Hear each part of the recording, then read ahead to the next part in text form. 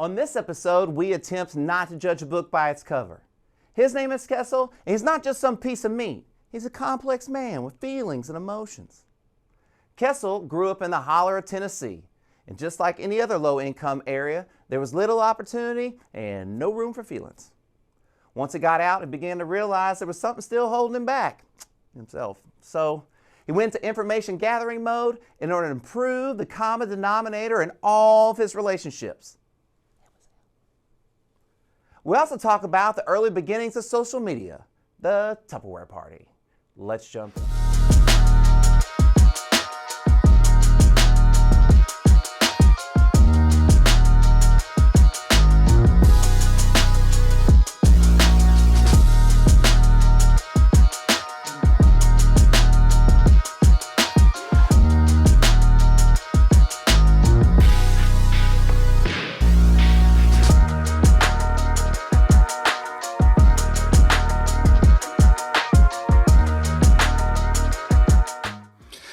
Everybody, welcome to a Moderately Good podcast. You are in for an amazing fucking treat tonight. Yes, I dropped an F-bomb. Apparently I should. You're in for a treat. I'm so excited to have my guest in. As usual, we're going to knock out all this stuff. So my guy, Joe Andrade Media, he does all my media stuff. My guy, Jason, you can find him on Instagram at Wishpocket. He's the one that does all my audio. My guy, Jaron, that I just love all his artwork, and he does shirts, custom bleaching, and like just makes custom art, support local artists in North Carolina. And you can find him at No Names Originals. That's on Instagram. And then last but not least, my guy Mo, he has the Go Bubble app. We've talked about it. If you put in the promo code Go Moderately, you get a discount. Don't ask me what it is. I don't know. Oh, and if you're watching this on YouTube, subscribe. It just helps me out, and it doesn't hurt you. Just following one more thing you get notifications about, but you can just ignore them like you ignore all your other notifications. Or if you're watching this on or seeing this or listening to this on Spotify, follow me on there. I really appreciate all the support you give me. So I'm not going to delay this any further. Everybody, meet my guy Kestle. And I'm pronouncing that right? Kestle? Yeah, it's Kestle. How are you doing, my man? I'm doing really, really well. Like, I mean, this is our first time kind of meeting. And even in talking, like kind of before we got on here, I was like, oh man, we're already kind of relating on things and that's just a really cool feeling to have like someone, kind of come in. And like we've talked about that. We have connections of similar friends, and that's similar how we friends, got. Yeah. But like those connections, it's what you create, right? Like it's what you create around you. Like your life you create around you is I think it's at least half the importance. It's got to be part of it, right? Yeah, absolutely, absolutely. So really quickly, just tell people kind of like what you do, like who you are and what you do, and if you want to do any social media things or anything like that. If there's anything, I don't. Fine. But, but also, So, so I'm Kestle Eldridge. Knoxville, Tennessee, raised, not born, but I'm in the Army. I fly helicopters. My wife flies helicopters. That's how we kind of came together. Yeah. This turbulent air romance. So I work for the Tennessee State Army, for the National Guard full time.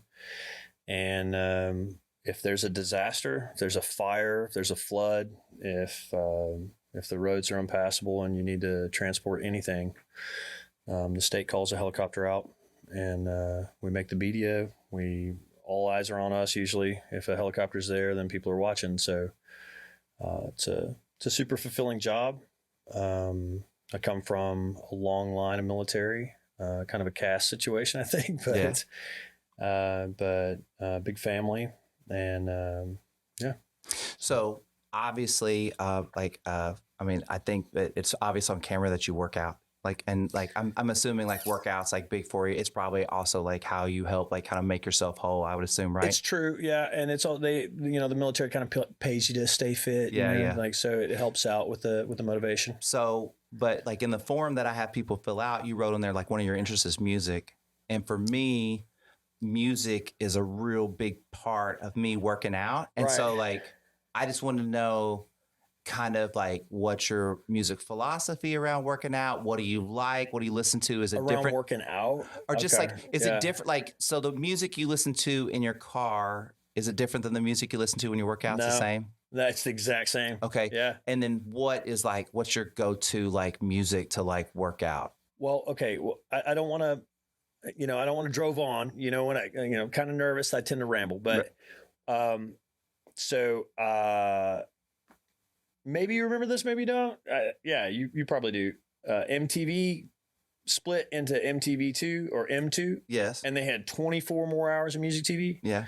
Well, I had a brother who was kind of obsessed with that. And so like he was like driving down all this like super weird music that was just broadcast in like late 90s, early 2000s. Okay. So is this like Pearl Jam? Like it was like the beginning of Dave Matthews. It was super like there was a lot of Primus on. There was like super obscure stuff like the Plant Man and like Presidents of the United States of America. Because it was like MTV at that time was for like the mainstream of music, popular music, and MTV2 was supposed to cater towards like the people that were into the more obscure type stuff, weird stuff, right? Yeah. Well, my brother was like, I am super into weird stuff all the time, right?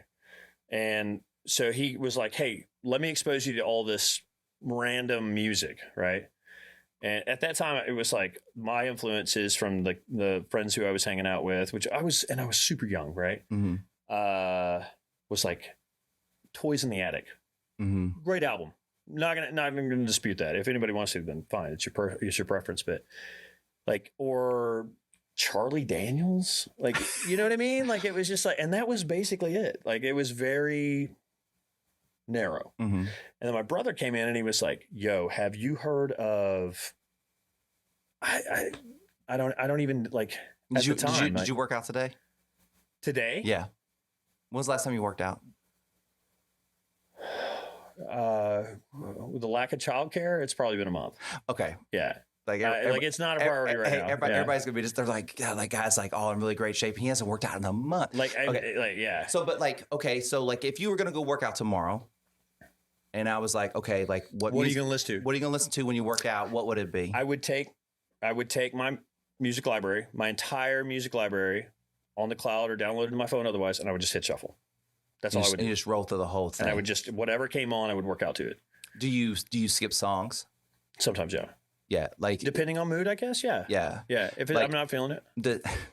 Does your music depend on which muscle you're working out that day? No.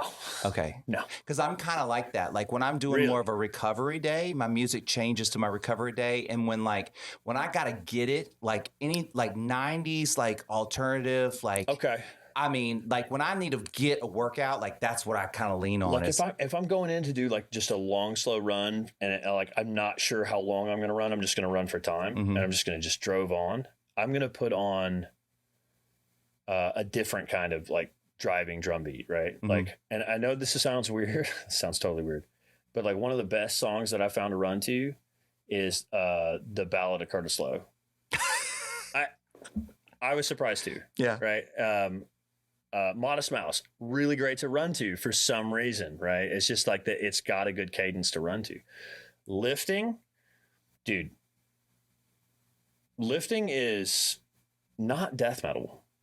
You don't listen to death metal? I love death metal. Okay. I just don't want to lift to it. Yeah. No. No. That's kind of earlier when I was saying like what you listen in the car before you listen to the gym. Yes. Like, yeah. I don't listen. The music I listen to the gym sometimes isn't the same music I listen to at home or in the car. No, that makes sense. Yeah. Like I get what you're saying. It's like the best song that I'm like, that's ever come on at random that I'm like, oh my God. 2 songs. I'll give you 2 songs. Like just crazy. Like if I'm going to hit a max squat PR is Wolf Alice, Sad Boy. Have you ever heard Wolf Alice at all? No, but now I'm going to check this out. Listen to any Wolf Alice song and you'll be mesmerized. Okay. It's amazing. Okay. And then the second thing that just randomly came on and I was like, this is it, is the Cree Nation puts out their war chants, not just war, but like dance, tribal dance music, or is that something like I would that? imagine, yeah. Like it's their cultural, customary culture music, and it's called Dance Till Morning, and when I put that on, I'm like, oh my God, like Does that speak something to like the primal part of like you? Like, does that like hit your bandwidth? It resonates. Yeah, just kind of You're like saying just like, you're saying frequencies now. Yeah, we're talking about RF frequencies. Yeah, like you know what I mean? Like, yeah, it just kind of hits. It's like boom, boom. it drives. Boom. Yeah, like it you know drives. what I mean? I think that it's an emotional response. Yeah. Those emotions are for a reason. Yeah. You know, they're very powerful, and they're very much a tool when used in the proper way. Yeah. So. You have those moments for music where it really just like makes an imprint on your brain. It's very, and I think the empath part of me loves the way music makes me feel and energizes me in that way. And Absolutely. That's why during a work,out like the music kind of like it'll set the mood for what I'm kind of trying to do. It empowers you. Yeah. Two things. So I used to play with a group, and then recently we went out to visit some family in Coronado, and we drove down to LA. And my buddy lives in LA, and he used to sing for us. And so now he's like heavy in the music industry, and he's recording folks and doing a lot of good stuff out there. He's worked with some names, and then I went down there and I was like, let's just make some music. Let's just jam. And we sat there and played. And he's like, I don't care if you mess up, I don't need you to play straight through. Yeah. I don't need a chronological player. I can chop your shit up. And that was like difficult to wrap my mind around. It pulls away from the authenticity of like what you feel about music, right? Until he said something about it. So I said, how do you feel about that? Because I was like, man. You're struggling with it. Yeah. I was struggling with it. And I asked him about it. He's like, look, man, he's like, nobody does it anymore. The people who still can do it are that much more valuable. Yeah. But it's not. It's not. Because you can play a live show. Right. You can go and play a live show, and that's needed during a live show. Right. But you don't need to do it for a recording. Right. And so it makes the music that much more robust and still includes the human element in the recording. I was like, I never thought about it that way. You know what I mean? Yeah. Like, so that was super, super cool for me to get that perspective from him for recording music, not only playing music, but recording music. Yeah. And the second thing is, it's like, I play, like, people are like, hey man, will you DJ this party? Will you put your phone on, and you're like, oh, everybody kind of has, either you have anxiety or you're just super like, I'm good at this, I'm not good at it because I have such an eclectic music taste. It just doesn't hit everybody. I don't have some early 90s playlist, so I just hit shuffle. Yeah. And like, there's something that's going to come on. Like Deftones, like driving in the middle of a kid's party. Like Meshuggah or Pussifer or something that everybody in the room is going to be like, what are you doing? Right. Like you just stopped the record from playing, Right. So like, and so a lot of people are like, hey, how do you listen to death metal? Like, how do you listen to, black meth or black math metal? That's a new type of metal, actually, black math metal. Math metal. Like, how do you listen to that stuff, Because good music is good music. Even when it's death metal, you can tell the difference between a good death metal band and not good. Is that true? Statement. No, the quality of the music, yeah. But the genre, period. Like, some people would just hear it and they're done. They're like, please turn it off. I'm like, okay, fine, that's fine. I'll move on to something else that you do like that I also like because I don't give a shit. Right? Yeah. But here's my argument. Music invokes emotion, right? Okay. Emotion is not just happiness and joy and fulfillment. No, it's sadness and crying and pain anger, and rage. Yeah. But also joy and fulfillment and happiness and every spectrum of the human emotion in between, everything you can name and everything that you can't name. Right. All that is and all that will be. So why not experience the full spectrum? Right. Subject yourself to it as an experience, whether it's painful or it invokes bad feelings or, like if we strike a chord, right? If you play a note on a guitar and I play a note on a guitar and that chord sounds like shit. Emotionally, we're like, that sounds like shit. It also feels like shit. And so a lot of this music that people just don't want to listen to feels like shit. Mm-hmm. It doesn't just sound like shit. And they don't want to feel like shit. Mm-hmm. And we're scared to feel like shit.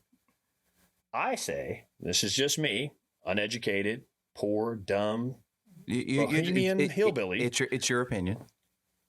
Feel it. Right. Go there and feel it. Music can be that conduit to your own emotion. And without much risk of of damage, of like emotional damage. Like Right. you can feel something out without. You can turn it off. You can switch it. Yeah, exactly. You have your own control over feeling that emotion with music. Yeah. And it's something I believe that since the very beginning of our entire species that we've been hardwired through tens of thousands of years of genetics to feel and to produce and to absorb. The place is called Tazewell, Tennessee. Mm-hmm. Now, I call it the well. Why? It's like it reminds me of like tossing a coin into a well to make a wish. Right. You're never gonna get that coin back, man. Like that's where I'm from. So, and it's small, right? It's so small. 3,000, you say? I think it's 2,500, 2,700 in the city limits, but it's all rural. But it's like, it's nothing. So was Texas, I'm sure you've lived like more places than just Tennessee, right? Yeah. So like, is Texas similar? Is it similar? Like, how can I explain this? Like I grew up in a small town in Texas. And I'm wondering the similarities between the two places. I think does a small town kind of equal a small town in most places? At least if it's in the South, does that make sense? Yeah. Well, my only experience in Texas has been like not small town. Okay. Yeah. I lived in Katy for a year and a half or something like that. I moved to Austin and I lived in Austin for, off and on. I mean, they sent me to Iraq. They sent me to Syria. Those places were more like Tazewell. Oh, really? Yeah. In the type of people that were there, in the mindset of the people that were there, in the infrastructure that existed, I'm being facetious, but it's closer to poverty. Right. I've always said that are you familiar with the term the holler? Yeah. Right. Like a holler is a geographical land formation. It's like a draw that runs up in between two ridges, valley kind of thing, into a mountain. Yeah. And literally people will settle a holler, right? This entire family would just buy plots of land up in this draw. Mm-hmm. And and it's just like Eastern Kentucky is coal mining, and everybody knows that story now of how everybody's just been all these families that work for the coal mines and all this have just been completely abused throughout generations, and it's generated generational poverty. And it's led to just a substandard of living, right, in the Southeast. And Tennessee's not exempt from that in East Tennessee. The Smoky Mountains, the entire Southeast period it's never done as well as the rest of the nation, It's really weird. Like, I think you could just say in general, people that are discriminated against, so minorities or people in that situation, that they always get abused, right? Like in some way by there's the least amount of self-advocation or advocation period from that demographic. So and I've always said the holler is it's socioeconomically it's the same as the ghetto. Because of the lack of education, lack of good food, It's like if you had a video game and you just it was just the same video game, but one was in space and one was not, kind of thing. Right. One was a Western, but it's still you're running around shooting people or doing whatever. Around first-person shooter, right? It's the same thing, right? Yeah, same thing. So you mentioned something when I had you fill out that form, you said, did you say interpersonal relationships? What did you say? I asked what are you one of my interests. Yeah. Well, interpersonal dynamics. Okay, so I read about it, but I want you to just explain it. It's going to be my own words, right? Yeah. And a lot of this that I've my thought processes on interpersonal dynamics have been from my own experiences, right? But I think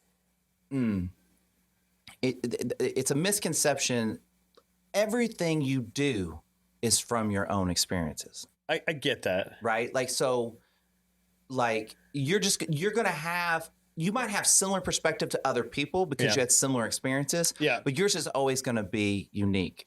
I get it. But your own experience could be, the perception could be skewed or biased. Oh, yeah, absolutely. 100%. It doesn't mean it's good. It doesn't mean these are good perspectives. It could be any perspectives. Right. Absolutely. Other than medical study or, things like that, or psychological study. So, and I've been through enough in the past probably decade of just emotionally taxing things that have led me to kind of deep dive on.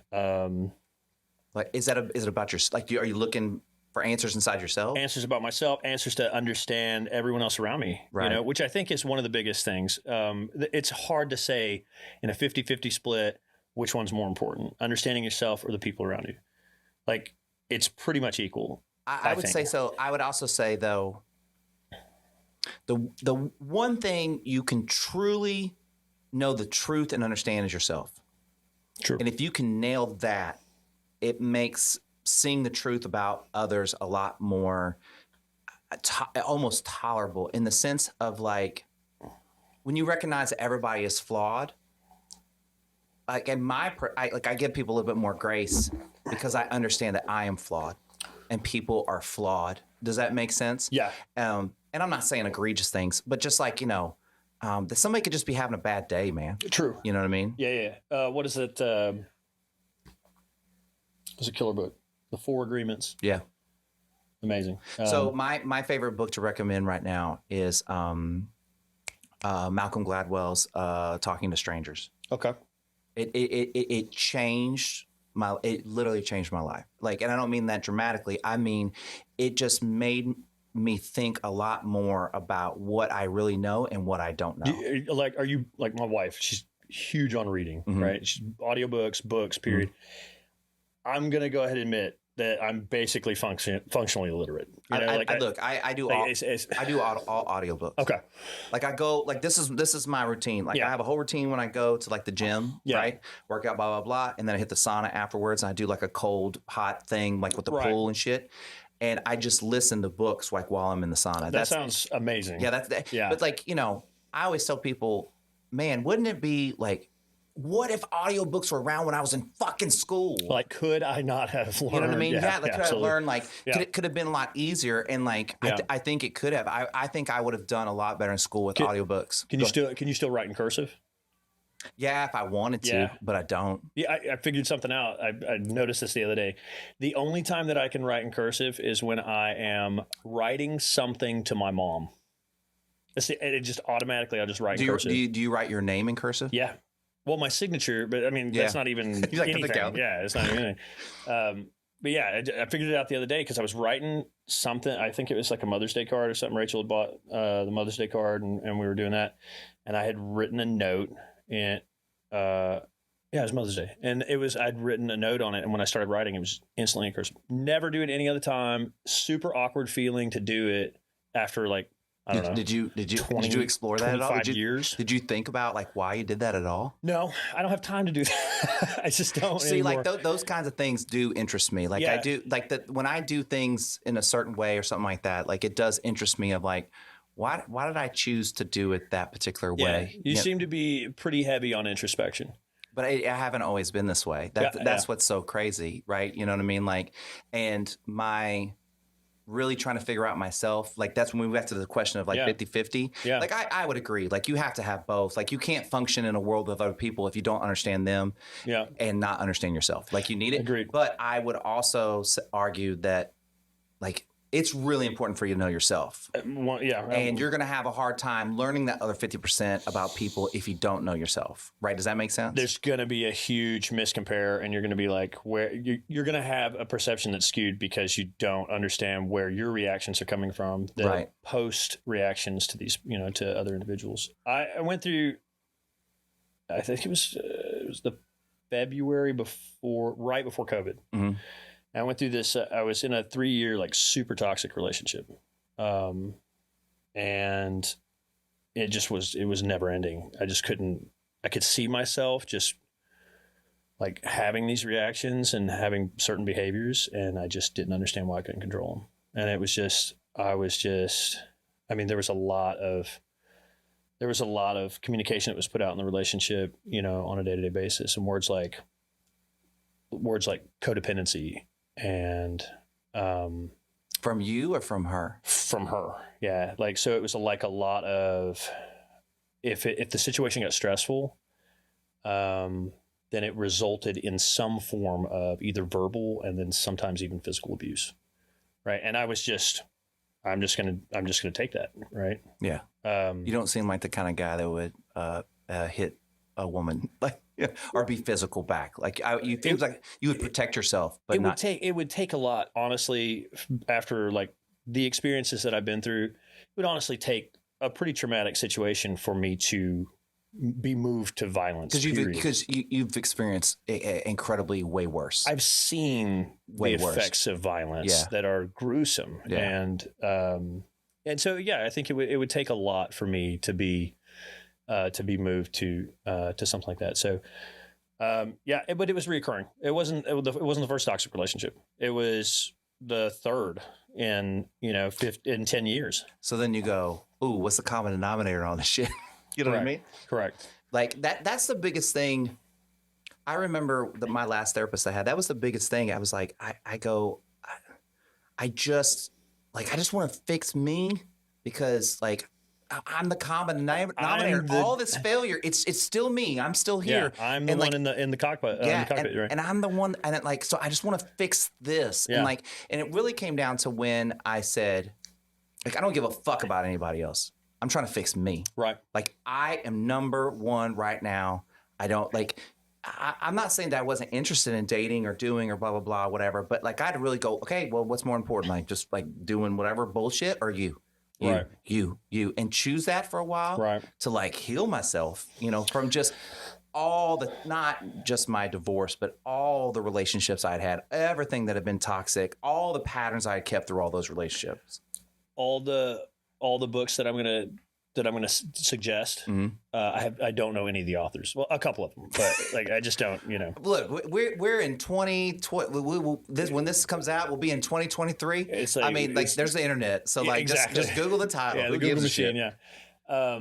But the book Attached, I think it's called Attached. Mm-hmm. But it's about delves into Paleolithic psychology and how we've evolved with our attachment systems emotionally. Absolutely. Right. And then there's like three main attachment systems. And then there's one like extremely rare, less than 3% attachment system that people develop. And it's like, it goes through like our bonds and our dynamics with other people, especially in intimate relationships.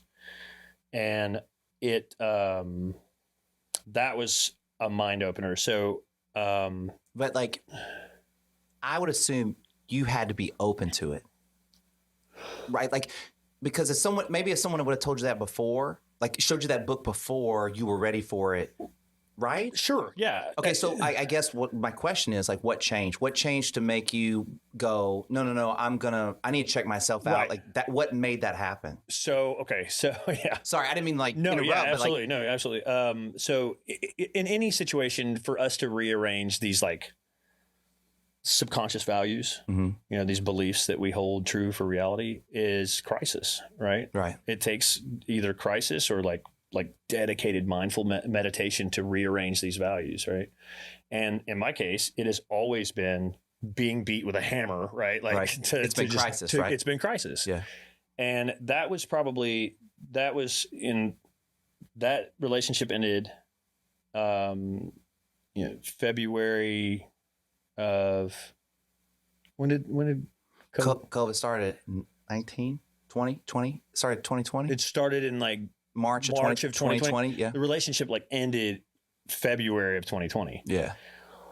Well, I left. The Army had sent me down to a course, right? And at Fort Rucker, Alabama, and it was a residence course, last residence course before that hit, right before COVID hit.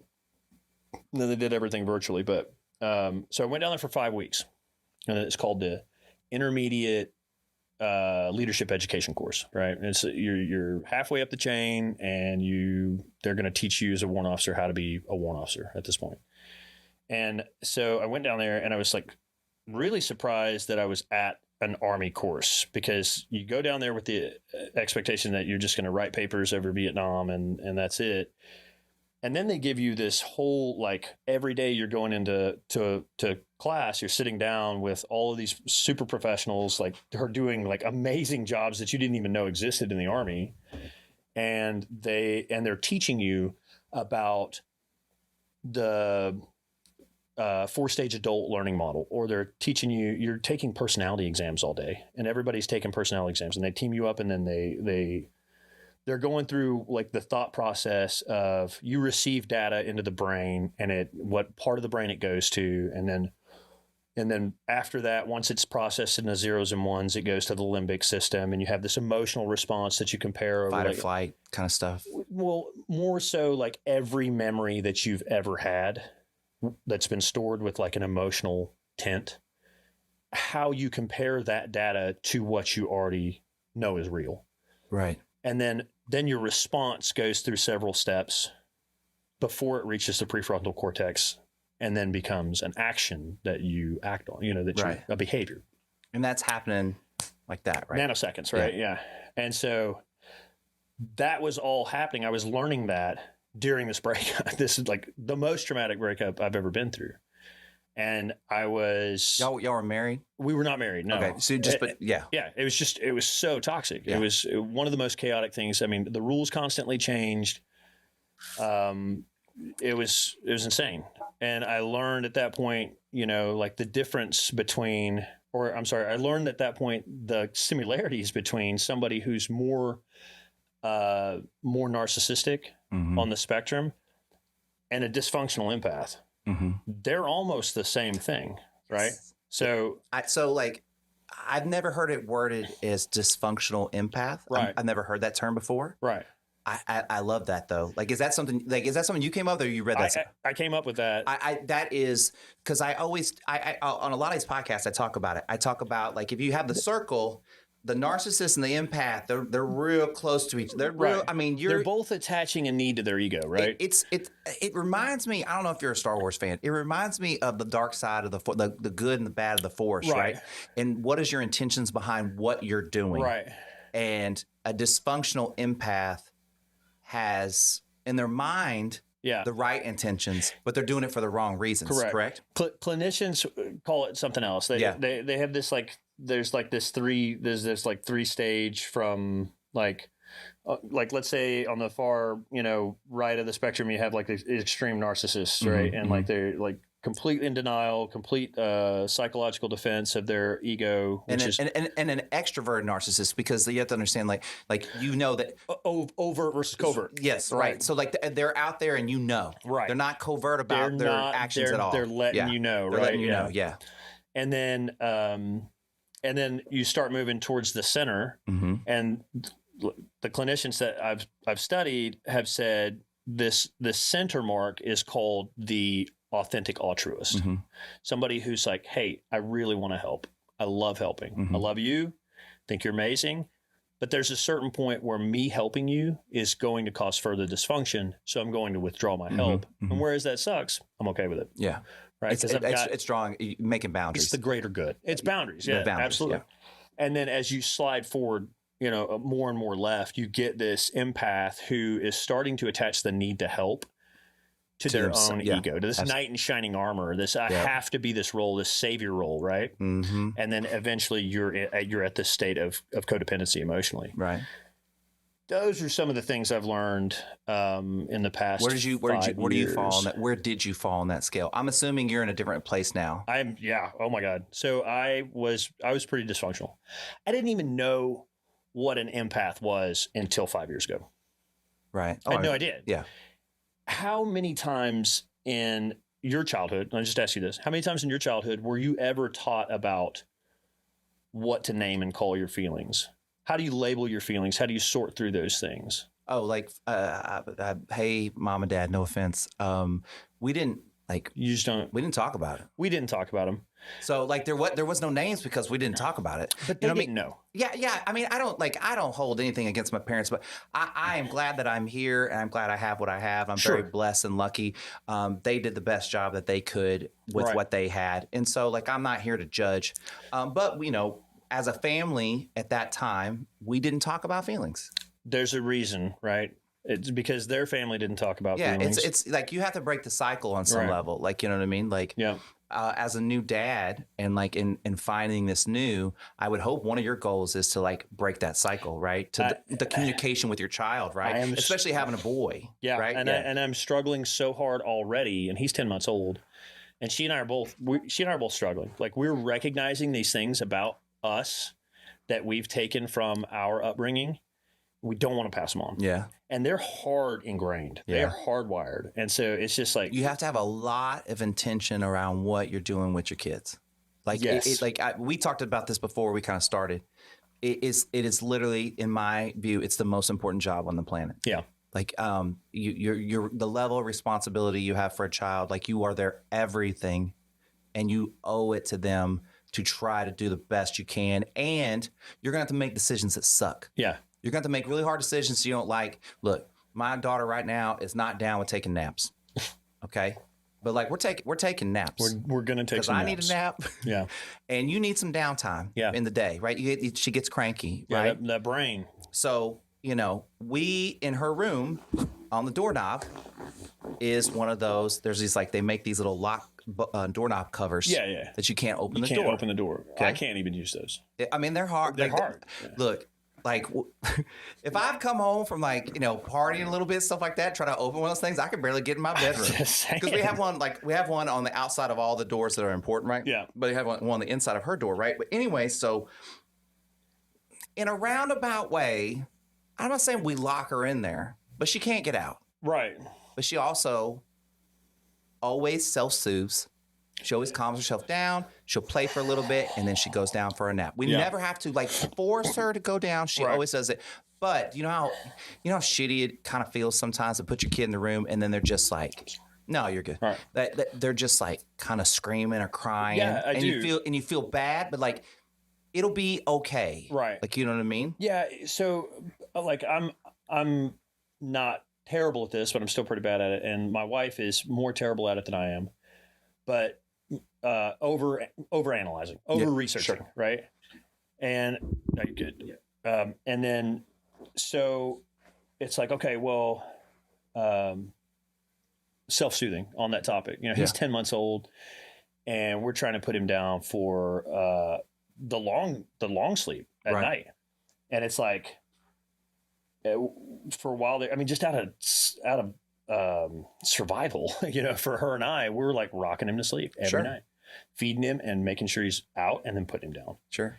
And as his brain grows, we're like, that's not going to work anymore, right? Yeah. So and she goes, she's pilot too, and she goes out of town and she goes TDY, and right now, like, specifically for the past month, we have not had childcare. So I'm like praising God that I have good bosses, right? That are understanding. And so I've been at home taking care of the kid full time, a week at a time. And then she comes home on the weekends, and then she takes a couple of days off, and then she goes to work for the week. How's that been? That is a new perspective for me. That is absolutely something humbling. Humbling because I'm 39 and I have a 10-month-old, and I'm feeling 60, right? I feel that. But no, like, everybody that I've known up till this point has been, like, who's had kids. Not everybody, but the majority of males that I know that have had kids are not exactly, they don't have outstanding EQ, if that makes sense. Yes. There's not a whole lot of stock in understanding the way you feel. Oh, yeah. Okay. Yeah. Yeah. I mean, I think, and understanding the way other people feel. Sure. Okay. Yeah. So that's why interpersonal dynamics, I'm really, really big on it. Everything up to this point has led me to be able to understand my own emotions and how useful they are when applied at the right time. Right. I'm not saying compartmentalization is not a useful tool. It very much is. Sometimes it's necessary. I think so. It doesn't mean it's the best answer, but sometimes it is it's very necessary. It's temporary. Well, and it's timing. Everything revolves around, like, timing. So, if you get upset with your spouse, and you're just like, I'm going to let her have it, right? You better just go ahead and go to your man cave and dig in and just hang out for about a couple of hours and just try to think about, like, what you want to say, how you want this to go. Like, because I can pretty much guarantee with almost 100% certainty that, like, you're not going to be very successful if you walk. I always, like, are you a sports guy? You like sports? I am not at all. Okay. Yeah. But you are in the military, so you understand teamwork. You understand teams. 100%. Yeah. Right? Yeah. Teams. Yeah. Yeah. So any team of any sort, and in my eyes, like I kind of view we're all on the same team roughly, Agreed. right? We all should be working towards the same goal, right? Agreed. No one, if you go into a situation fucking hot or bothered or whatever, no one's going to make a smart. You have to be very about yourself to make the best decisions possible, right? And especially in probably your line of work with how serious it is and the danger and all the things that come along with it. You need to be as cool as you possibly can and as level-headed as you possibly can because it's literally the life or death for people that are involved, correct? Up to 11 people at a time, yeah. So,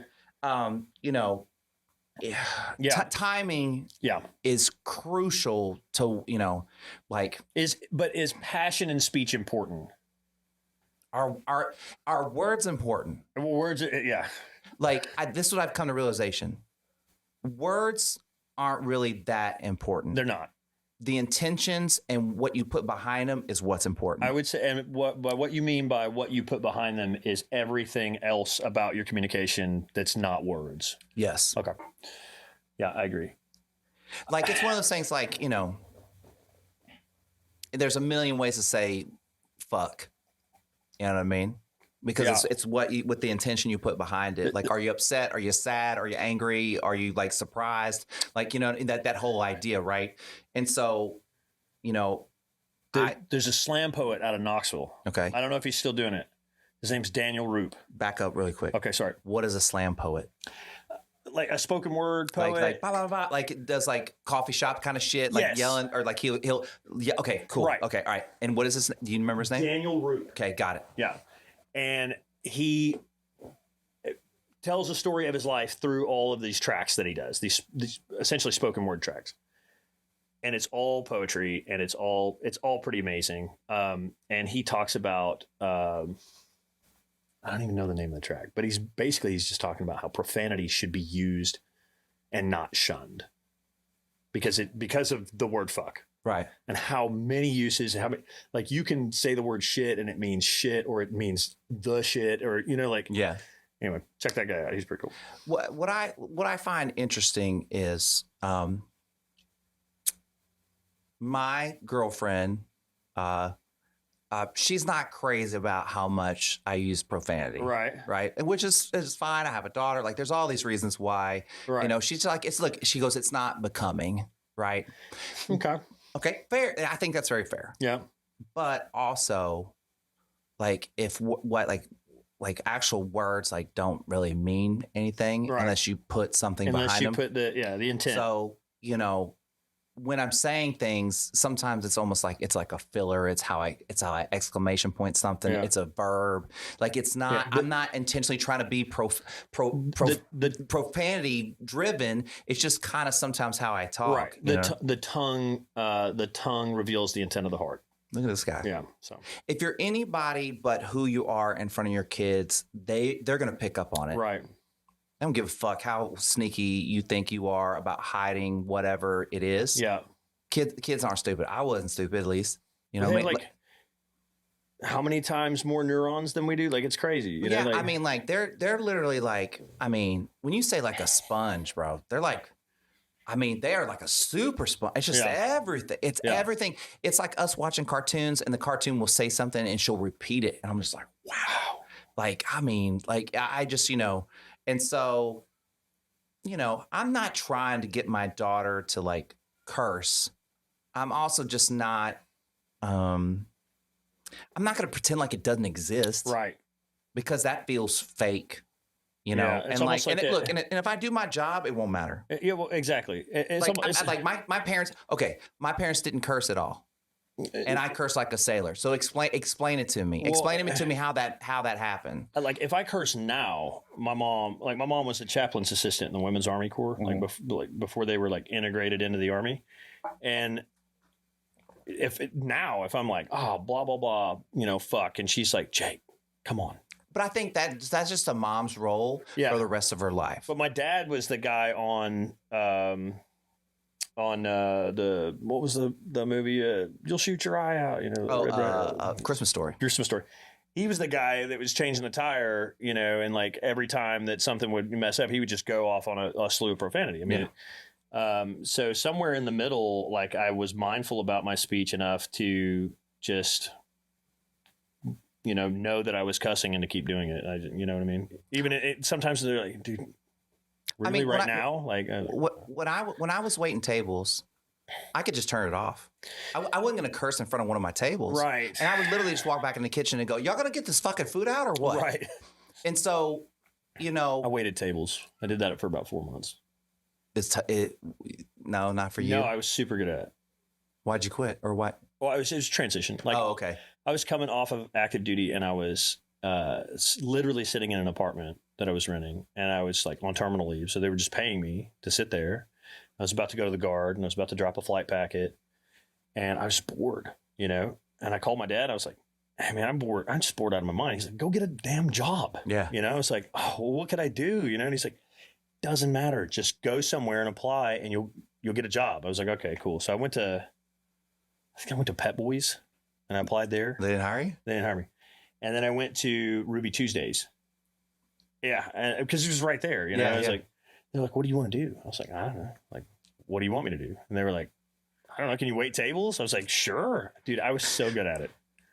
Like, I got the Sunday crowd. They would tip me head. Like, I was really good at wait tables. I said this, I know I said this before, but I'm going to say it again. Like, I'm the state of my garage right now. Mm-hmm. Like, I'm super jealous of your space right now. Well, thank you. So, but like, again, I told you before we started this, like, I didn't know what I was doing. Like, oh man, like great. I just kind of like started like doing stuff, and then the podcast kind of fell together too, right? Yeah.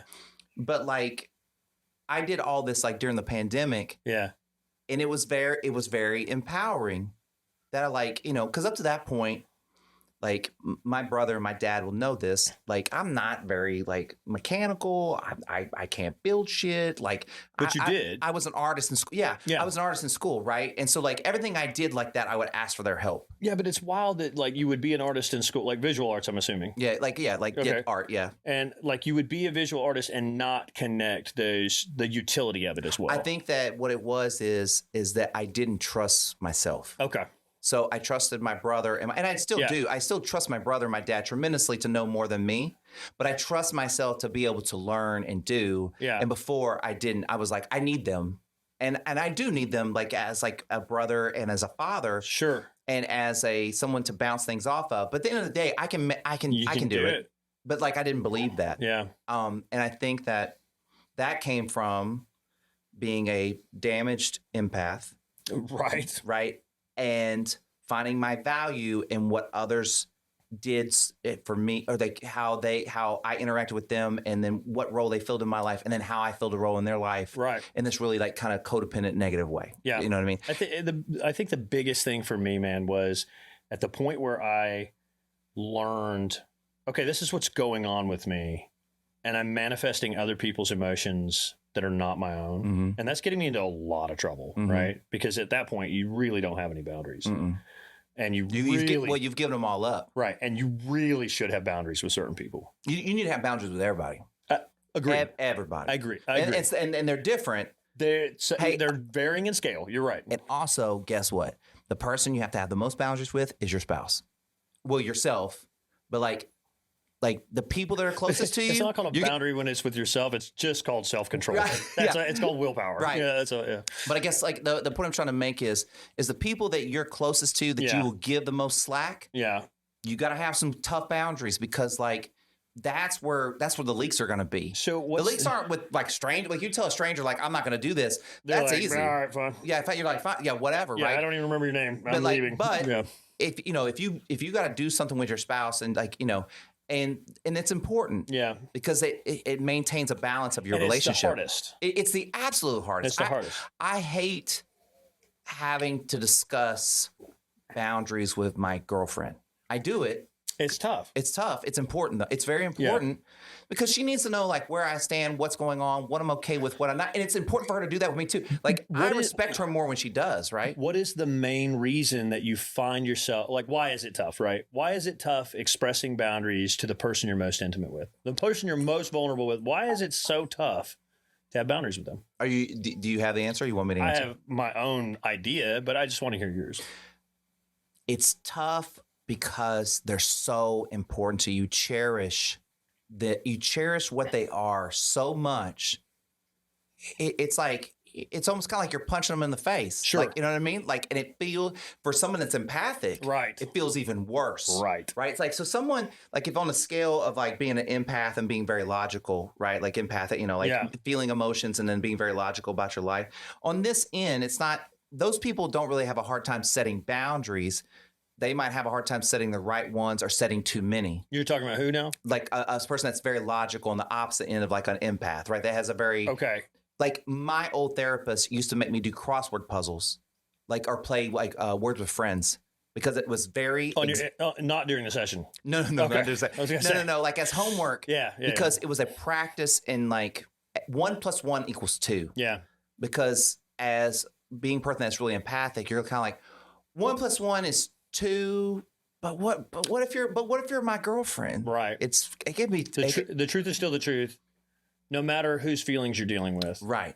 And so, you know, for being me, that's more empathic, and then having to go, you know, I'm not okay with this. Yeah.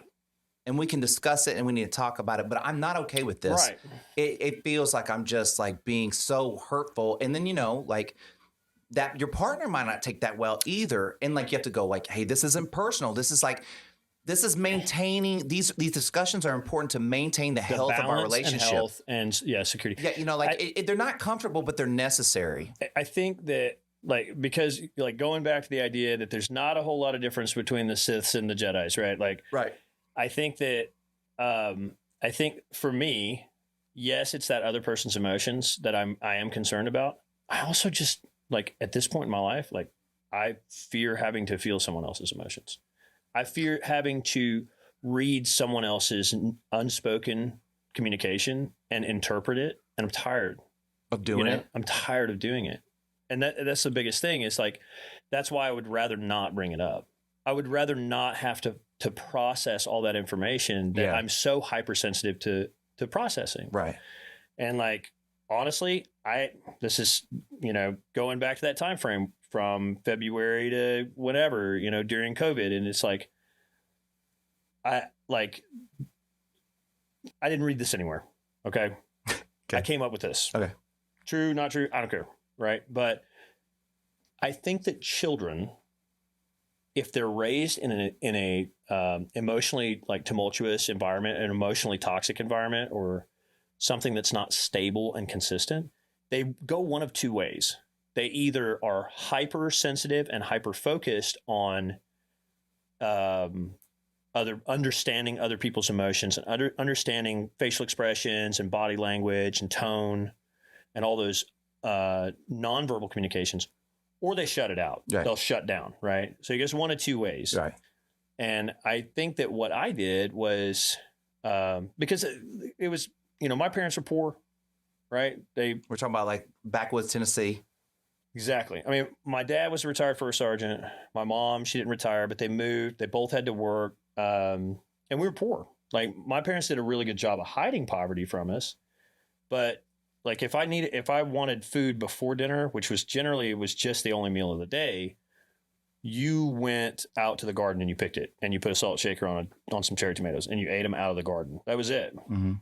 And being raised in that environment where they're under high stress because of financial and blah, blah, blah, and XYZ and their own personal bullshit, right? Mm-hmm. Like everybody has, that trickles down to the child. Like you said, like, you're not going to hide shit from your child, right?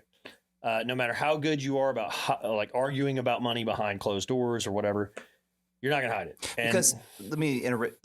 It's because it's not that, like, they don't need to hear the conversation that went south or blah, blah, blah. They can feel that shit. Yep. Especially if they're more empathic. They can feel that shit when sponges. They can see it. They can feel that something's off. And we all were in that spot. Like, my dad, we were on active duty, right? And my dad my mom was a stay-at-home mom. She's an Army spouse, you know, and she kept the house in immaculate order. And was that kind of your dad? Like, that No.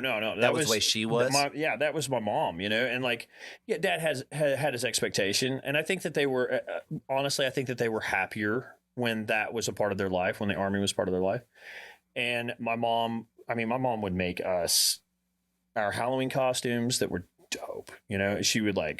She'd make us stuff for Valentine's Day. Like, she was very, very in tune with our emotional needs back in the day, and then dad retired, and like we moved, and I think my mom wanted to move to like her family, right, in Oklahoma, and my dad's family was in Tennessee. So they were going to settle in Arkansas, which I'm really glad that they didn't. Yeah. I mean, Arkansas is a beautiful country. It's rough. Jeez, man. It's a rough place. It's getting better. I'm not sure. But so we moved to Tennessee. We bought acreage in Tennessee, and we lived on a farm, and like we did this kind of half-ass homestead thing. And my mom, she got depressed, and being away from family. I think it was being away from the family. And I think it was just, I don't know. At that, it may have been. Think about the time, right? Right. Like, where people didn't move very far away from their families at that time. Well, you know what I mean? Not at the rate they do now. And there's no way to connect everybody. True statement. You won't see those there's people. No FaceTime on your iPhone. There's no 86, right? Like, so when you move away, or 88, yeah. When you move away, it's like letters and phone calls at that time. Yeah, and it's long distance phone calls, state to state. Yeah, and you got to be able to afford to make those phone calls, right? Yeah. So it's like, yeah, you get really kind of isolated, and that could be really hard on somebody. It was super tough, and I think my mom saw a lot of like depression from her mom, and so like it was kind of a learned behavior to cope in that manner. Again, back to like your kids, like I mean it's you, replicants, yes, right? Yeah. But here's the deal: at a certain point, you have to realize that what your behavior, like your learned behavior, is dysfunctional. And it was also learned, so that means it could be unlearned, I would think.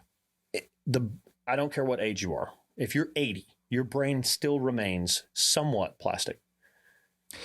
Unless you don't even know that you're alive and you're just still walking around and you have like a late form dementia or something like that. So like I've said this before, like this is my analogy. So like you take the James Bond like hole, like like the shutter how it closes, right? You're talking about the barrel of the gun. That like how it makes the thing. I never knew that was a barrel of a gun, by the way.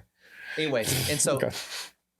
When you're a kid, your brain, it starts open like this. Yeah. And then the closer you get to death, the closer it closes down. Okay. But the bigger you can leave that hole, the more you stretch yourself mentally as you get older and age. Yeah, stretch the hole. The better it's going to be. Right. Like you've got to keep that because it's going to narrow on its own. Absolutely. You're not going to be able to stop it. Just physiological cell reproduction is going to diminish. But when you look at people that live to be like 101, 102 and stuff like that, like they always have this really fantastic view, like overview of their entire life. I completely agree. They have a purpose of why they're still here. Correct. They're not scared to do things and totally be themselves by way and just like not even give a shit. Care. And they also, I met this dude, right? Okay.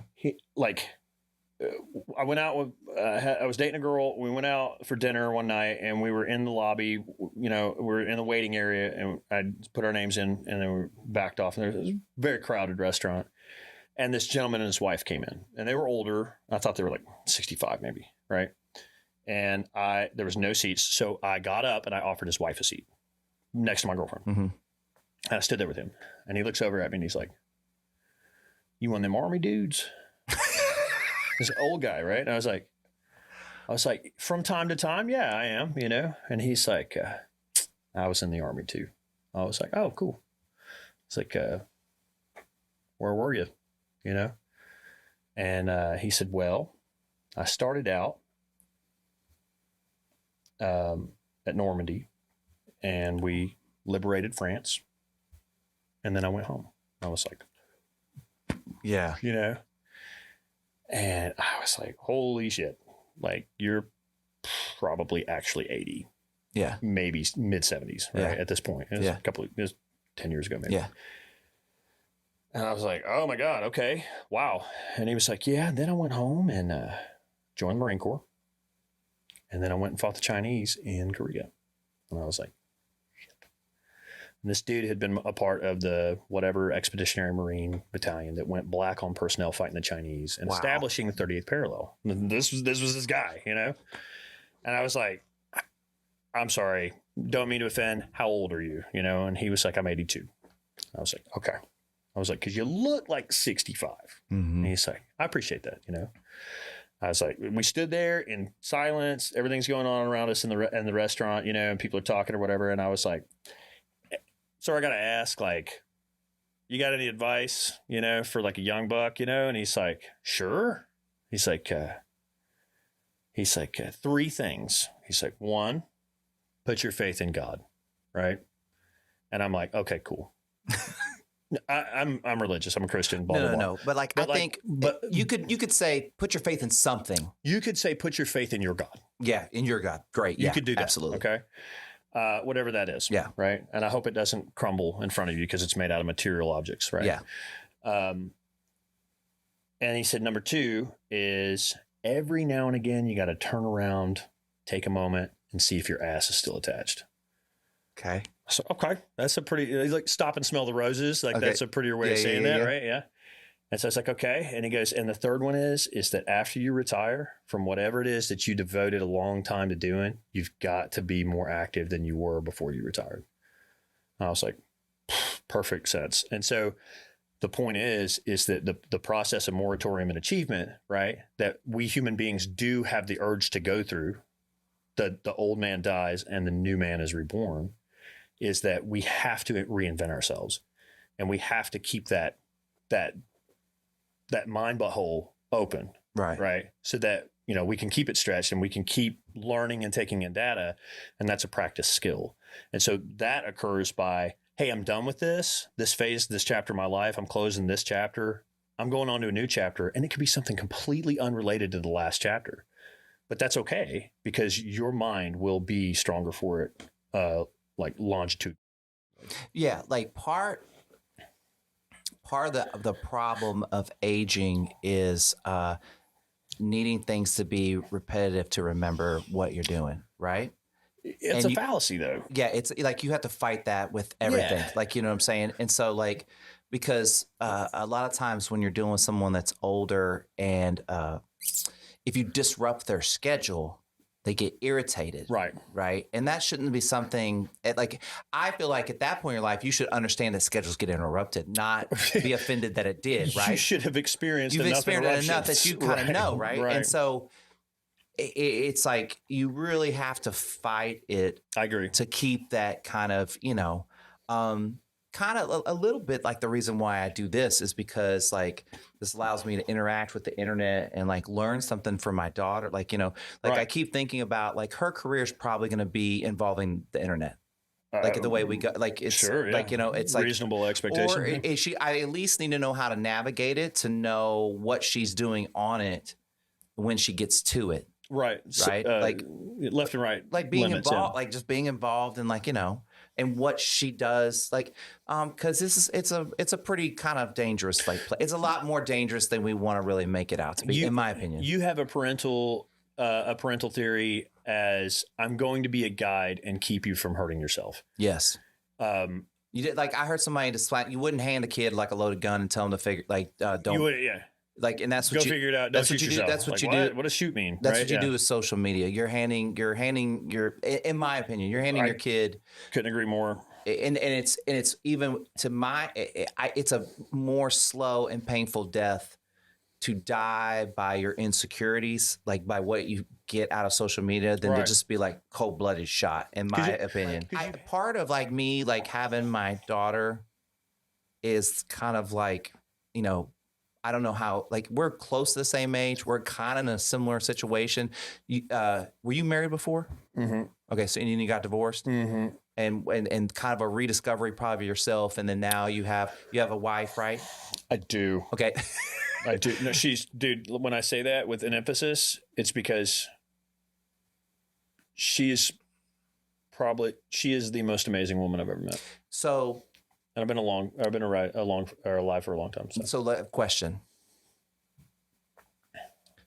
The person that you were before the person you are now. Correct. could that person have gotten your wife that you have now? No. Right. No. And that started with you. 100%. Right. 100%. And so, but here's the deal. But But she's amazing. No, she's amazing. What's your wife's name? Rachel. Hi, Rachel. Yeah. You're hi, amazing. Rachel. I love you. But the process to get there, I had to learn other people to learn myself. If that makes sense. Well, you I had to see, as you're trying to figure yourself out, right.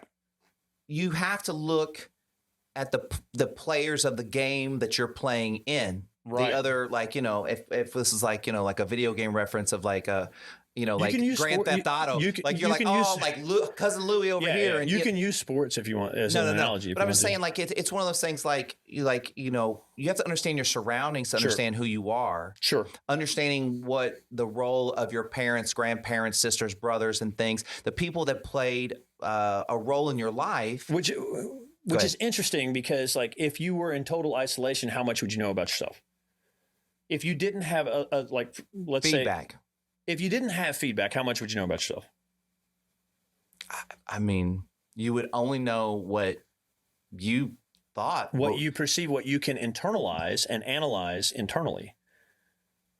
It's an interesting question because, like, if you think about it, if you were like back to the idea of having like no Sherpa or like having no like shaman, right? Yeah, Sherpa shaman. If you were just like born on an island, yeah, right, boom. and you made it past like 3 immaculate, not even immaculate conception, just immaculate materialization.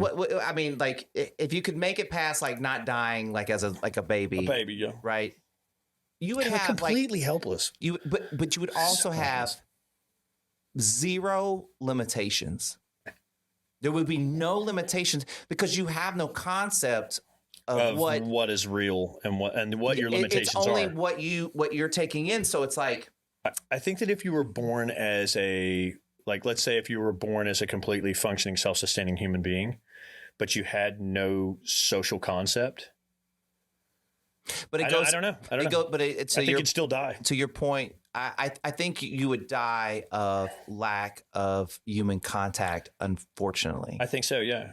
I mean, it goes back to what you're saying earlier. Like, we are wired to like interact with each other, and that's why Tupperware parties work, and that's why online videos with people don't. Really, really, really passionate about understanding who it is that I'm talking to, and I'm really, really passionate about understanding what you're not saying to me. You know what I mean? Well, if you ask me, I mean, you're looking at your second career. When you talked about like getting old, what do you like? You talked to the old guy at the restaurant, and he was like, "Hey, you got to keep going. Yeah, you have to open the new chapter. Yeah, and like that's kind of like you're instinctively looking for that, and I think. Yeah, I'm not going to make it as a drummer. That was my second passion. I just well, you just don't like that ship has sailed. So you don't know what you want until you know yourself. Well, and I'm talking about, like, I dare people to tell me shit that's shitty about me that I don't fucking know.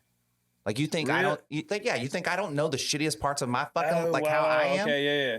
Like, if you got something new, bring it to the table. Yeah. If it's something I need to figure out or discuss or work on, like, don't think I'm not aware of like my habits and stuff like that. Sure. So nobody really offends me. I've worked on it. I know the vices. I mean, and like if someone brings something new to the table, like I've had this conversation with people before. It's like, you're getting a little gangster right now. I'm kind of liking it. Let's say this: Does a homeless person's opinion that doesn't know you have any value?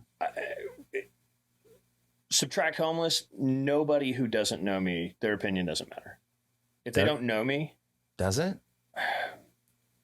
What if you're too close to the painting? You're too close to your own personality, and someone from a very far outside perspective goes, "Did you know blank?" And you just dismiss it automatically instead of going like, forest for the trees type of yeah, I never thought about that. Yeah. I never thought about that particular thing. I'm gonna get. It doesn't mean like everything that everybody tells me I don't subscribe to. I don't go, oh yeah, that. Like I used to do that. Yeah. I used to base who I was on what everyone else tells me.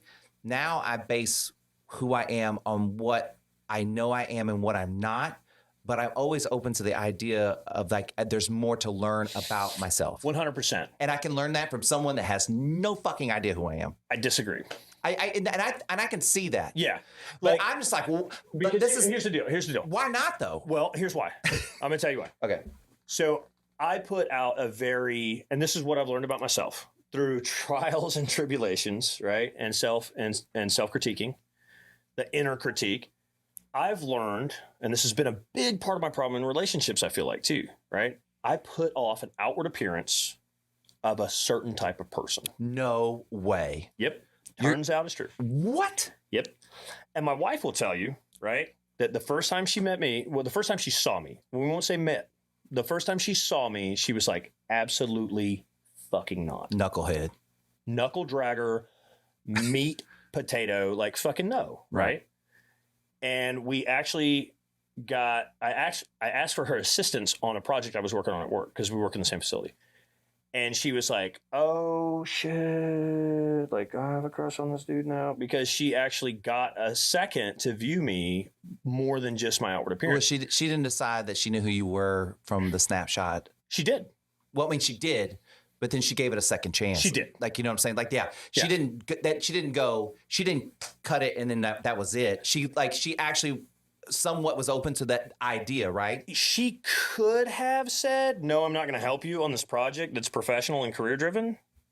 Nobody's going to do that where I work. Mm-hmm. So it's kind of a culture that you're going to say yes to assisting someone on their project. Mm-hmm. So kind of she was forced to, if you think about it that way. Wait, okay. Was she, you might have already said this. Was she told to, or did you ask her? I asked her. Did you do that on purpose? No. You weren't trying to pick her up? I mean, I thought she was super hot, but... I don't want to get you in trouble.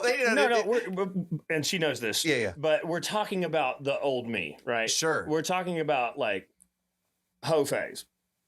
We're talking about hoe phase Kestle, right? And like that was me. Like I used that as a coping mechanism. Oh yeah. Works great. Yeah. Like I can put off this persona that is just, and that's probably part of my problem, right? So there's a conflict of interest. And what am I trying to attract versus what am I attracting, right? As a potential mate, and myself, like leading myself with that truth, right, down that specific pathway of what I was convincing myself was the truth, and getting scamming myself every time, right? Was this person is shallow. This person doesn't have emotional depth. I don't have to be vulnerable with this person. Because this person doesn't have enough depth to be vulnerable either because of my outward appearance. And so the people that I was attracting thought that they were safe to not open up with me. Mm-hmm. And then once they got with me and I was like, I'm going to require some vulnerability. They're like, whoa, wait the fuck a minute. We're like, where is this coming from? Right. Yeah. And that led to a lot of inequality in dynamic. In the relationship, and intimacy in the relationship. Let me ask you this. Okay, I don't know kind of how to word this. Take your time. I'm going to assume that the person you were before was not being authentic. I was very authentic. Okay. My words. I will say 85% of the time, my words and my body language matched my intent behind my heart. Okay. I guess what I'm thinking is that, okay, so you had this outward appearance that you gave of being person X. Okay. But inside you're person Y. How, if you're being person Y on the inside, how come that's not translating to the outside? If you're being 100% like the person you are inside, how come that's not translating to outside? Where is the misconnection where people are interpreting you as X instead of Y? It's like in this weird way, not only did you sell that person a false set of goods, but you weren't selling who you were selling this other person to get to where you were. But then like once you got there, it's like, what was that person supposed to think? Agreed. Like, you know what I mean? Like I completely agree. And it's like you like, and not a mean way, but you like, and I think I probably did such on some level too. You were just setting yourself up for failure over, 100%. And like, I didn't even put together until this moment that like, that's probably what I was doing all that time. So here's what happened. And I learned this out of the depths of probably the worst relationship I've ever been in. Probably the worst emotional turmoil I've ever been in a relationship, right? The most vulnerable I've been with a person who was absolutely not vulnerable at all, right? I learned that here's the scenario. Hey, look, I really think these things about you, right? This is just this theory. This was at the peak epicenter of ground zero of like nuclear blast, right? You ran out of options. I ran out of options. And so you were just like, I'm just going to be straight up. Completely honest about my feelings. I was like, look, you had nothing to lose at that point. Zero. So I said, I think you may have some personality disorders. Okay.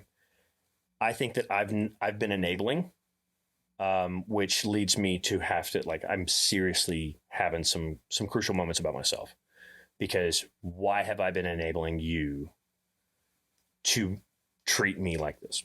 Why have I been enabling you financially? Why have I been enabling you like emotionally to further and to just propagate this dynamic? What it is about me.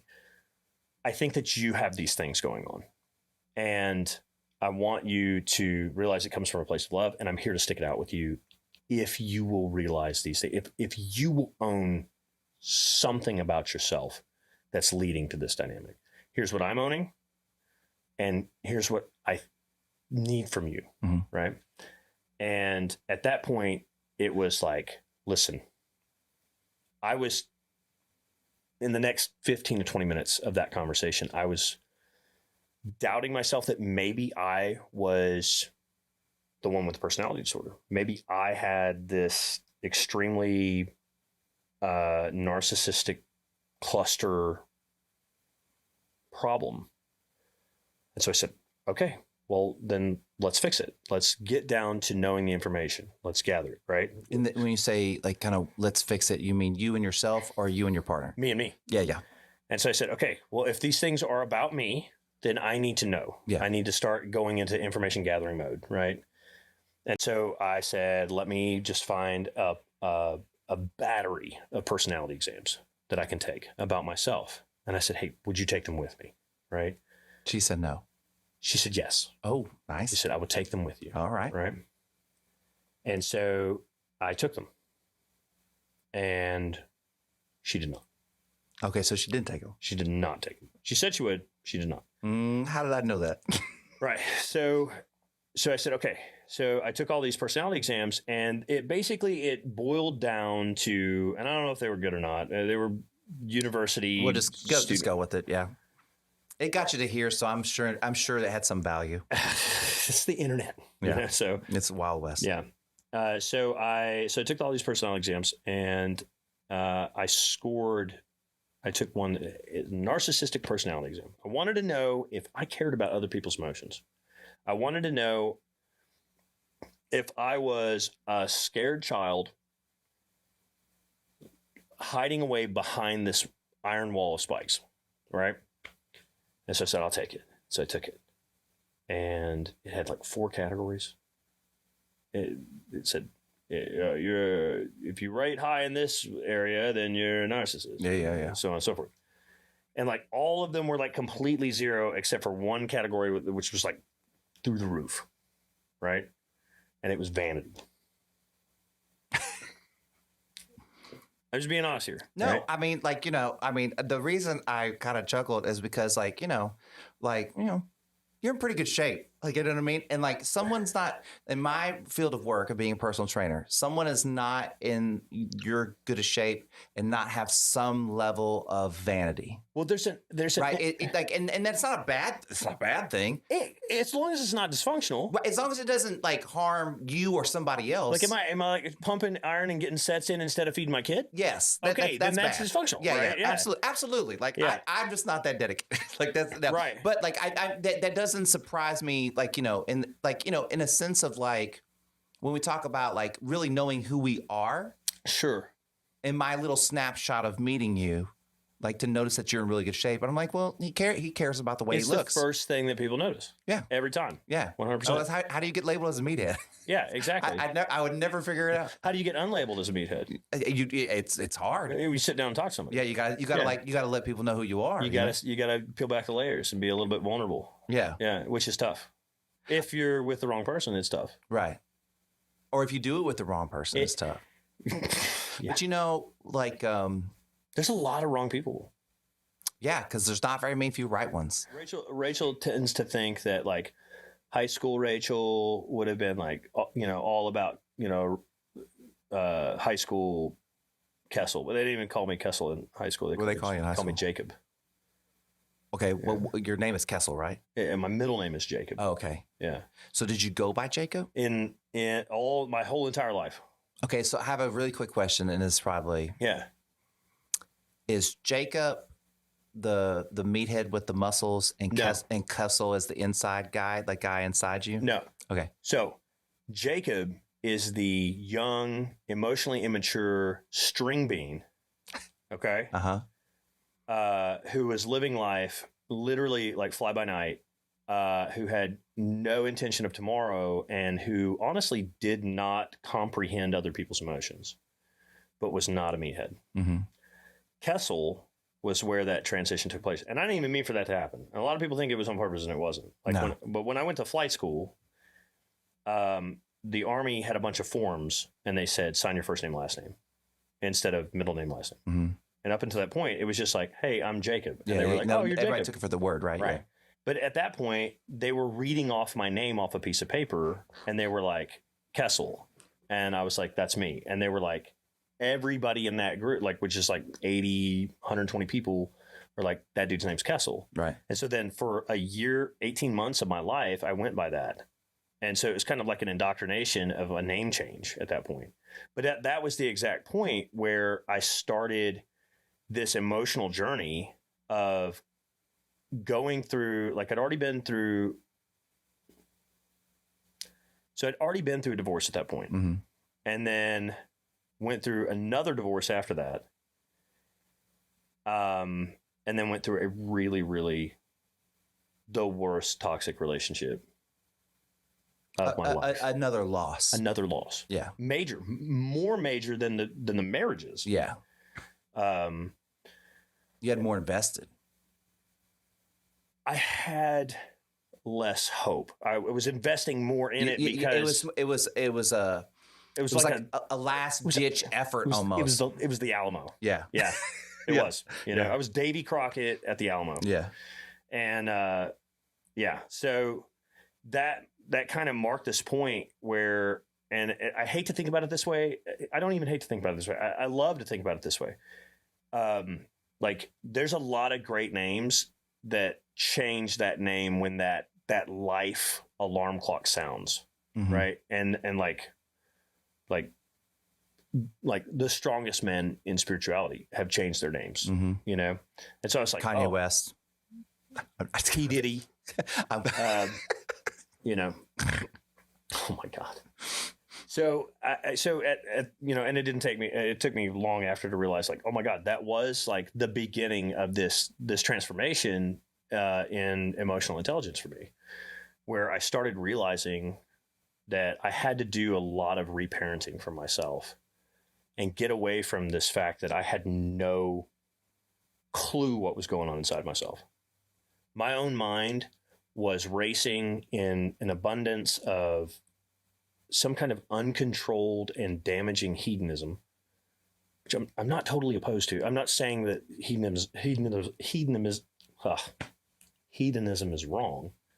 I'm just saying I'm still trying to align it with, some existing values. Right. So, but there was this uncontrolled nature that started to transform as I went through these trials and kind of emerged at this point where I felt like I'd done a lot of damage. I'd sent these ripple effects through the universe. I'd sent these ripple effects through my environment, and it's going to hit the shore and just come back. Mm-hmm. Right. Mm-hmm. And so like I was absorbing pain and I was setting pain off back into the environment, and it was just this, and it turned into this storm. it turned into a storm, and that storm died out because you can't take a storm. You can't, you can't weather the storm, and you die. And each time you die, you're reborn, and you start that process over and over again. And you might get your alarm clock. You might get your alarm call and just miss it every time. You might, how many times do you hit snooze on your alarm? Right. Like I try not to, but if you're exhausted, you're going to do it. And so I was missing the call every time. Right. And I just kept repeating the cycle every time. And then finally I hit probably the lowest I'd been, and I started delving in. I met the Queen of the Damned, man. Like this was the pinnacle of what I was attracting, right? This was the pinnacle of. It was the final boss. It was every 80s Nintendo game. Yeah, it was like it was yeah. It was the final boss. It was Final Fight, yeah. Yeah, it's just like really quickly, like as you talk. I love when you bring up video games, but go ahead. But like when you talk, like we talked about a little bit before we started, like how we kind of like got connected for you to do this, and who we kind of know, and those people and what they're kind of like. It's so interesting that we've never met before, and there's so much stuff that I can just kind of relate to that you say. Yeah, absolutely. Even to the point of like, so I go by Scotty. Yeah. But my birth name is Scott. I forgot to ask you what you like. No, it doesn't matter. But on my birth certificate, it's Scott, right? But my grandmother called me Scotty. Yeah. And when she passed away, I decided that I was just going to go by Scotty. Scott. Oh, no, Scotty. Yeah. Right. And I remember having a therapist at some point, and she's like, you're kind of like, you're holding on to this past and it's not healthy and like, whatever. And I was just like, I kind of dropped it for a while. And then I was like, no, like there's something about this that means something to me. Yeah. So I kept it. And then, Scotty is really the name that, that's the name that my ex-wife knows me at, their whole family knows me at. And in a weird way, I think the rebirth of me started when my grandmother passed away, and how that shifted for maybe my parents and my mom specifically, and the dynamics of our family to become what Scotty is, which is, Kestle. You know what I mean? Yeah. It's and I just find it so interesting that like in not knowing you, there's so many relatable. It's like, it's almost like we're talking about like a similar, our paths are totally different, but the same kind of like trials and tribulations that kind of happen when you're trying to discover yourself and who you are and break stereotypes and be authentic. Like you do, all these things kind of happen. Yeah. Like, right. Yeah. And it's the same lessons that you've drawn through the path that you've walked. Yeah. And it might look different. It looks different, but there's a lot that I can really relate to that you say, Well, I'm not joking, man. Like Ren knows what she's doing. You know what I mean? Like, yeah. She really does. She's a cool cat, man. Well, just, shout out Ren. Yeah. Malcolm Gladwell also has a book called The Tipping Point. And it's about pandemics, and not like pandemics. Like pandemics is in the sense of like when something happens through the world that you kind of can't explain. Like it doesn't have to be a virus. No. It can do with like a certain shoe. Yeah, it could be a fad. It could be fad or anything like that. But something that takes over, and how that kind of happens through the people that share that and all that stuff. And Ren is just kind of one of those people. She's like a really good connector of people. You know what I mean? I cannot agree with you more. Ren. Inadvertently, because I'm like, hey, we're having to get together, and Ren's like, oh, I know these really cool people. Are they cool to come? And I'm like, yeah, I know people who aren't cool, and I'm still gonna find them. Well, but again, to your credit to what you said earlier, which is like, and around me, like I don't have have any shitty friends, because like if someone's like a shitty friend, like if I don't, like I'm not like, if someone's, I don't vibe with them. We're just not hanging out. Yeah, not now. I don't have time. Not now. Like, yeah, like not now. I like it's your world. This is my world. Yeah. You get to make it what you want it to be. You get to choose. You're an adult now. You get to choose who you hang out with. You get to make things. So like, if you have a friend that's negative, you have two choices. You can either try to lift them up and hold them and support them. Yeah. Or you can go, yo, like, that's not my job. Like, I got to cut bait. Like, I can't help. That's part of it's part about being, that's the part about being the balance, like the authentic altruist. It's like, I'm enabling you at this point to make bad decisions and bad behaviors. Yeah. I got to cut sling load. And like, I don't know how many people, I do know how many people. It's like 3. Like they were like major, like I was just enabling them at that point to make like super bad decisions. Mm-hmm. And like, I remember like consciously like thinking to myself, I was like, Operation Sink or Swim with these people, you know, like this is it. And I'm going to say to them, and the next time they ask me for something, and it's because they've made a really, really shitty decision and not thought things through in their life, and they ask me for help. And this is the point where I have to say, it's time for you to sink or swim. Forgiving your parents, that sounds so like rude, but like even okay. So if you never have kids, you really kind of don't know, right? Unfortunately, and I don't mean that like in one of those get off my lawn kind of shits, but like you know, like it's one of those things. Like if you don't have kids, it's hard to kind of explain like what that's like. But like just give your parents a little bit of slack. Yeah, absolutely, 100%. Yeah, I completely agree. Like we're only playing the cards we're dealt. And you're going to be the same way. And I'm going to be the same way. And then using that like example, like who the fuck's playing poker and just looking at their hand and going like, I'm not even going to try, I fold. Yeah. Or, like you wouldn't do like, that. Like, so why can't would you ask for a redeal? Like at a certain point? Why wouldn't you do that in life? Like, you know what I mean? Like, why wouldn't you do your, like, well, people do fold in life. No, but I'm saying, but like some people fold without even like asking for cards. Right. And wrapping like this thing up. Yeah. Like what I usually like try to do is just kind of get people to talk about like how they take care of themselves so they can take care of everybody else. Like, how do you balance your life? Oh shit. That's a really good, yeah. So like, what a hot topic in my household recently. Yeah. So what do you do to make sure that you're the best for your wife and your son? So there, like, I've learned that my wife is just as much as an empath as I am, and she will feed off my emotions, and she will literally be like, "Okay, that's what's happening. Then this is what's happening," you know. And can I say really quick? Yeah. Do you find yourself like sometimes you're like, I don't want to tell my wife this certain thing because I don't want her to take on that emotion.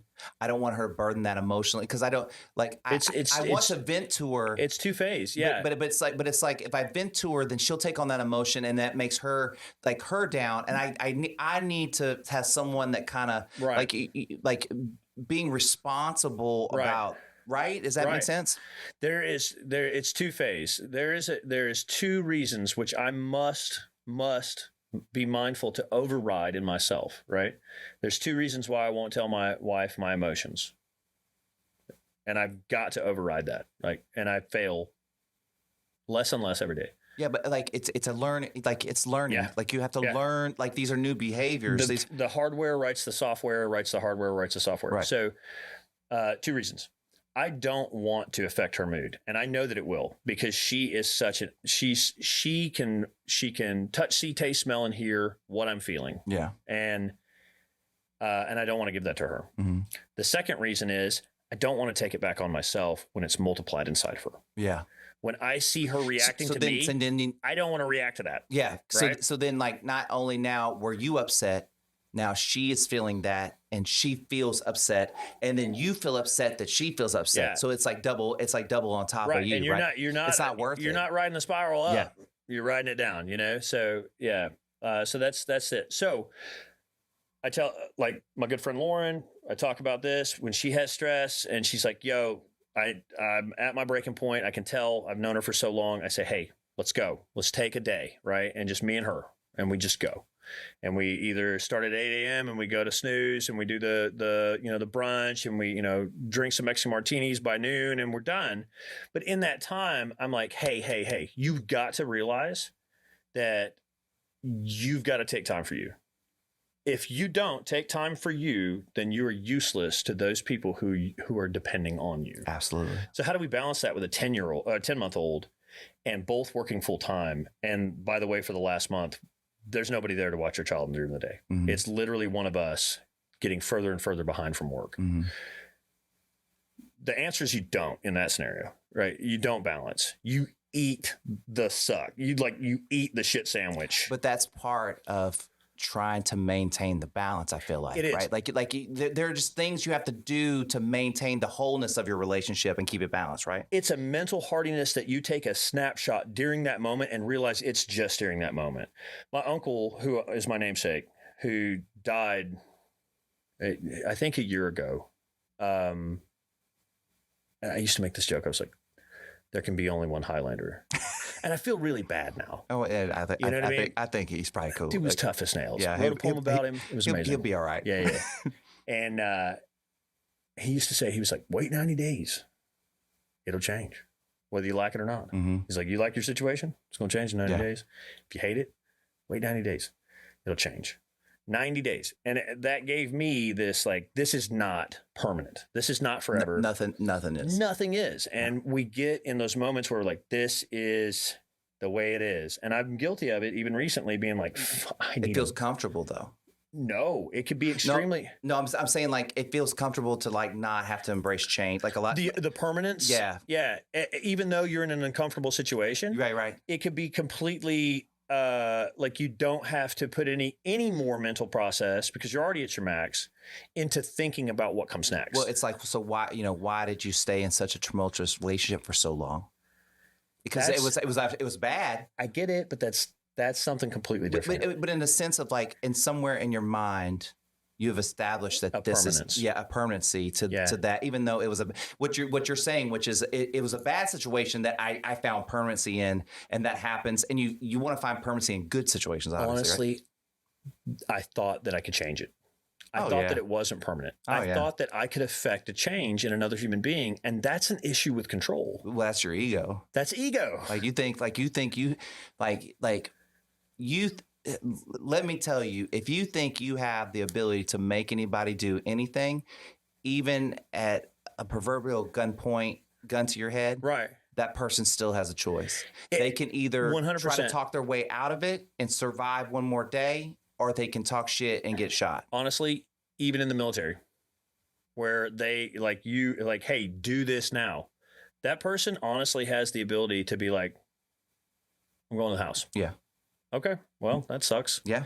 But that, like, honestly, yeah, there are repercussions. You're breaking contract just like you would any job that you sign a contract with. But you still have a choice. Bye. You got to get, you can go. And so the point is that to find the balance of time, compartmentalization of a hard time where you don't have time for you has got to be viewed as only a temporary thing. Mm-hmm. And that there has to be, and the express need. Like, I spent a week with my 10-month-old as a father who I don't have pregnancy hormones. I don't have postpartum hormones. I didn't have any of the neural re-networking that occurred in the female mind because of that cocktail of hormones. Your wife is 9 months ahead of you of everything. Correct. Because she felt all that before she actually gave birth, and then you had your first contact with your son. So you're 9 months behind of everything that she's kind of feeling and taking on. Right. And so, like, to leapfrog myself closer to her perspective was to like, no shit, immersion, right?